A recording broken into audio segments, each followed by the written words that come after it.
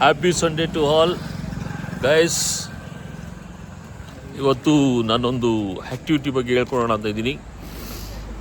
ಅದೇನಪ್ಪ ಅಂತಂದರೆ, ಬೆಳಗ್ಗೆ ಎದ್ದ ಅಂತಂದರೆ ಎಲ್ಲರೂ 40+ ಆಯಿತು ಅಂತಂದರೆ ಏನಾದರೂ ಒಂದು ಫಿಸಿಕಲ್ ಆ್ಯಕ್ಟಿವಿಟಿ ಮಾಡಬೇಕು.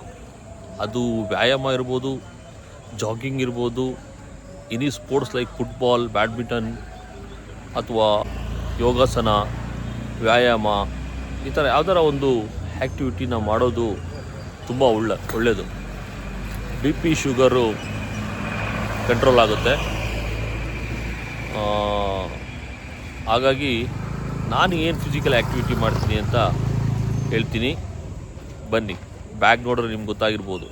ಬ್ಯಾಡ್ಮಿಂಟನ್ ಎಲ್ಲಿ, ಏನು, ಹೇಗೆ ನೋಡೋಣ ಬನ್ನಿ. ಇದು ನಾನು ಆಡೋ ಬ್ಯಾಡ್ಮಿಂಟನ್ ಕೋರ್ಟ್, ಸರ್ಕಾರದ MG stadium indoor court, badminton court.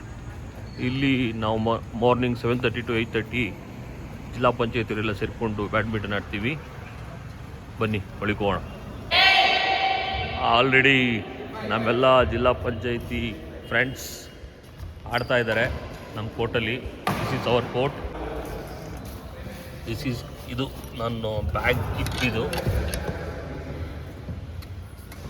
ಒಂದು ಇದು ಇಟ್ಕೊಂಡಿರ್ತೀನಿ. ಬ್ಯಾಟ್ರಿ 2 ರಾಕೆಟ್ ಇರುತ್ತೆ, ಅದರೊಳಗೆ ಮುಖ್ಯವಾದ ಒಂದು ರಾಕೆಟ್ ತೊಗೋತೀನಿ.